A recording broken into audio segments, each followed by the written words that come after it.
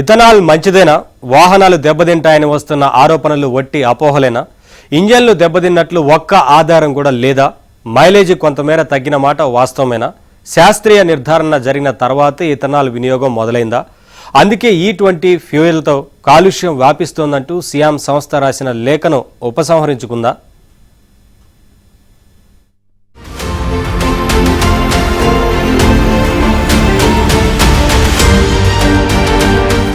Ethanol లేదా E20 చమురు పేరు చెబితేనే జనం ఎగిరెగిరి పడుతున్న తరుణంలో సరికొత్త అంశాలు, వాదనలు తెరమీదికి వస్తున్నాయి.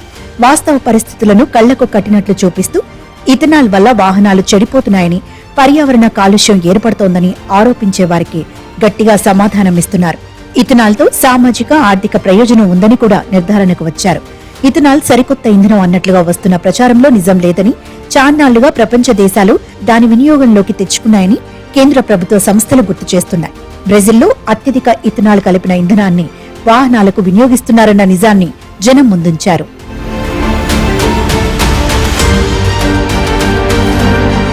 దేశంలో 3.5 సంవత్సరాలుగా E15+ ఫ్యూయల్ ను వాడుతున్నారు. 2 ఏళ్లుగా E20 వినియోగిస్తున్నారు. ఇథనాల్ బ్లెండింగ్ మొదలైన తర్వాత భారీగా ఇంజిన్ ఫెయిల్యూర్ కనిపించలేదు. ఎక్కడా వెహికల్ బ్రేక్ డౌన్ అయిన దాఖలాలు లేవు. అదే జరిగి ఉంటే వాహనాల వారంటీని క్లెయిమ్ చేసుకునేందుకు కస్టమర్లు క్యూ కట్టేవారు. ఇంతవరకు కస్టమర్ల నుంచి ఒక్క ఫిర్యాదు కూడా నమోదు కాలేదు.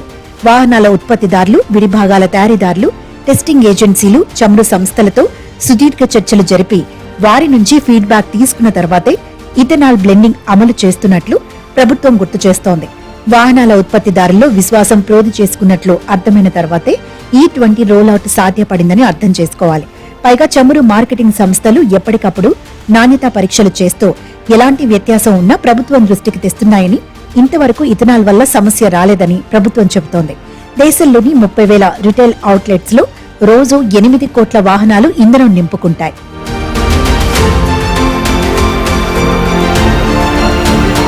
పాత, కాలం చెల్లిన వాహనాలపై విస్తృతంగా ప్రయోగాలు చేసి ఎలాంటి సమస్య లేదని నిర్ధారించిన తర్వాతే E20ని మార్కెట్లోకి ప్రవేశపెట్టారు.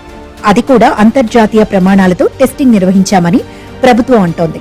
ఇప్పటికే 20 కోట్ల ద్విచక్ర వాహనాలు, 3 కోట్ల పెట్రోల్ కార్లు E20 ఇంధనాన్ని వాడుతున్నాయని, నిజంగా సమస్యలు ఉంటే వేలాది వాహనాలు దెబ్బతిని రోడ్డుకు అడ్డంగా పడి ఉండేవని గుర్తు చేస్తున్నారు. వాహనాలు ఆగిపోయినట్లుగా సామాజిక మాధ్యమాల్లో వస్తున్న వార్తలను నమ్మొద్దని ప్రభుత్వ వర్గాలు విజ్ఞప్తి చేస్తున్నాయి. ప్రపంచంలోని అతిపెద్ద ద్విచక్ర వాహనాల తయారీ సంస్థ హీరో మోటో కార్ప్ కూడా ఇథనాల్తో భారీగా నష్టం జరిగిన దాఖలాలు లేవని ప్రకటించింది. అదే అంశాన్ని Hyundai, TVS motors, Bajaj auto ధృవపరిచాయి.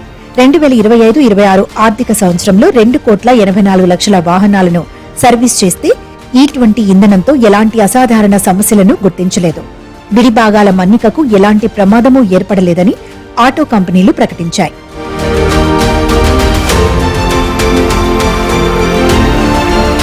E20 వినియోగంలో కొన్ని అపోహలున్నాయి. వాస్తవాలు తెలుసుకుంటే మాత్రం అవి నిజంగా అపోహలేనని తేలిపోతుంది. దీనివల్ల వాహనాల మైలేజీ తగ్గుతుందన్నది అతిపెద్ద అపోహ. స్టాండర్డ్స్ పెట్రోల్ కంటే E20లో అతి తక్కువ శక్తి ఉద్భవిస్తుందన్నది నిజం. మైలేజీ తగ్గుతుందన్నది అతి తక్కువ పరిమాణంలో జరుగుతోందని టెస్టింగ్ లో తేలిపోయింది. వాహనం నడిపే తీరు, తరచూ చేపట్టే మెయింటెనెన్స్ పనుల వల్ల ఇంధన సమర్థతలో హెచ్చుతగ్గులు కనిపిస్తాయి.